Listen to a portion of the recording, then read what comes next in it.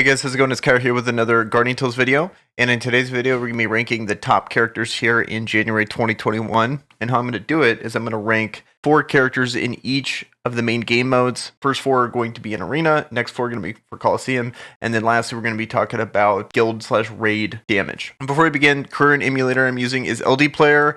If you're looking for an emulator, be sure to download it in the description down below. It definitely helps out the channel. No particular order. First character on the list is going to be Future Princess. So, amazing character for Arena. She's a very good all-around unit. Reason why she's so good in Arena, she has good typing, has good matchups against a lot of dark characters in the game. Really only has one counter at the moment, which is Nari. Weapon skill, the full amount of it in Arena, immediately sends up for a chain skill that's really impactful, can heal on autos, does good damage, pretty movable as a melee character, incredibly tanky when it comes to shield wearer, so overall very good unit, has a good party skill with the 40% HP boost to all allies, so it helps out the rest of your team. And when it comes to tankiness, the main thing that I like to build on her, I actually have this normally, is I prioritize as much weapon skill region as possible. So even on this one where it's water type attack boost, I don't really care because it has the max out weapon skill region here, and then it has the close to max out weapon skill region here on the accessory. That's how I like to build her. That's the main thing when it comes to first character, Future Princess, awesome character. Next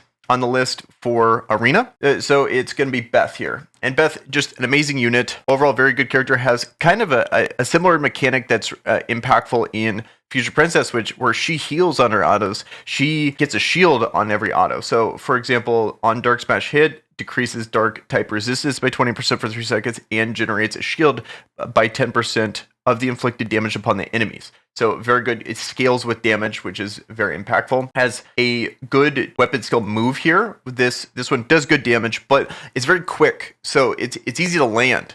And you need 2 of them to stun someone, so it's really easy to get in there, and it's reliable, is what I'm trying to say. Like when I'm in PvP matches, it's definitely a lot easier to hit than, say, Future Princess's weapon skill. But you do need 2 of them. And the difference here, for example, that's an 8-second cooldown, whereas this one is a 13.5. So you could try to weave them in, maybe dodge hers, because she's really, out of luck. It's going to be tough for her. If she misses it and doesn't land the full thing, it's like essentially a way longer cooldown, so if you could dodge it, you're in a good position there, even though you're at a type disadvantage. Other than that, hits really hard when you actually land it with the 400% weapon skill modifier there, so very good character, easily makes this list for a good Arena character. And then lastly, I should say, is she helps the meta characters. A lot of Arena is dominated by these bruiser style characters when it comes to like Future Princess, Ogma, Beth. So having a 50% melee attack boost is very good. Going to help out with a lot of those characters are already melee anyway, so 50% melee boost is really nice.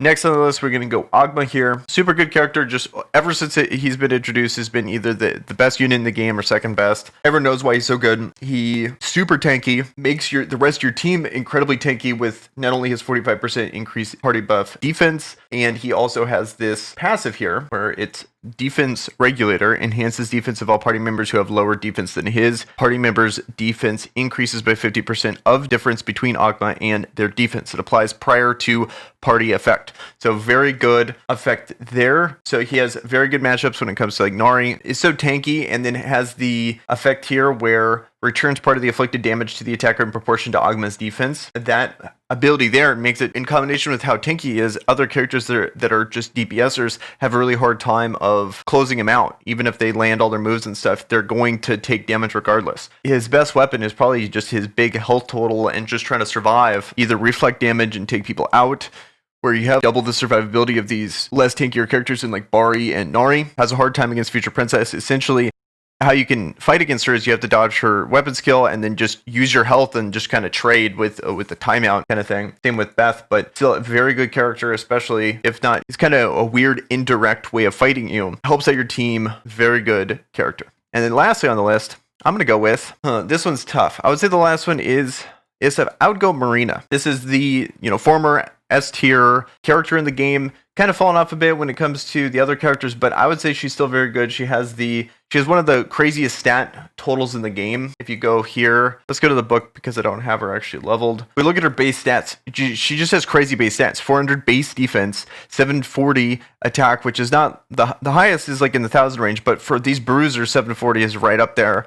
But this 448 base defense is just a massive outlier. Has good damage. Is a melee character that has a ranged move on her taunt ability that does good damage. And then the really good thing is her ult here. This for a lot of maps, her weapon skill is just covers so much of the map that it's very hard to get away from. It takes two times to hit you, and if you can land them, then you're essentially going to win. You have the shield, you have a ton of damage applied. Just overall, very good character. I think everyone knows just how good Marina is. I would say she's kind of made a resurgence in the meta currently. Now let's go over the Coliseum characters. In this list for Coliseum, we're going to make it easy here. These two characters, these are the premier tanks when it comes to Coliseum. A lot of teams run both of them. Some teams run one or the other. Can't go wrong with these two. These are definitely a cut above every other tank in the game when it comes to Coliseum. The main characters that I want to talk about are going to be Garam here. Just an absolute insane damage dealer. The cool thing about him that I really appreciated when I was testing him out is just how much range he has. He sits so much further beyond the other meta characters when it comes to backline DPS, because a lot of them are basket users. You had Bari, Nari, you have like bow users too in Tinia. Those are the typical meta characters where the real damage was coming from Bari. He gets to sit so much further beyond, and then he's not only hitting the front line, but he's splashing, doing damage to the back row too. So if you look at his DPS numbers, they're like unmatched. He's so good. He also boosts the attack of Bianca, so that's a really good pairing. He just does so much damage, he doesn't really need synergy. You can combine him with like Maya, for example, to give healing for your front line. That's the team I'm using currently. Amazing character when it comes to Coliseum. And then next on the list is going to be Bari. Ever since the introduction of Rue, so she's been the main premier DPSer for Coliseum ever since she's come out. I would say Garam kind of took that over, especially recently, but I think she's going to make another resurgence here, especially for the people that have gone for Rue, because I've done tests with, this is like, yes, I'm putting her on the list because she's the main reason why Earth characters are good, but Rue's going to be a really good bonus to push her over the edge. But I've done tests where it's like I'm facing a guy with Bari and Rue, and I put Garam in the top left corner, and then their Rue is in the bottom right. I have Maya in the way, and Rue literally just walked past the Maya and just attacked and like two-shot my Garam. So it's not only are you getting the synergy there with, I would say, a better character in Rue than Bianca, because I know Bianca is very popular, but from my experiences, Bianca has the worst AI I've ever seen. There's been so many times, maybe I'm just playing her wrong, but in Coliseum, I've had so many times where she just literally goes in, kills herself, goes in, gets too close, kills herself. You're a ranged character, but she plays like a melee character, and it would happen far too often. It was very frustrating. The AI can't be making those mistakes, especially when the meta characters you're facing are all Earth characters. The fact that Garam does so much more damage and is so much further range that makes him actually viable, in my opinion, whereas Bianca likes to just play right up there. I think Earth is going to take over as the main meta teams. We can check here to see if that theory still holds true. And let's look at the top of the Coliseum, and we have, like, it's all back to Earth.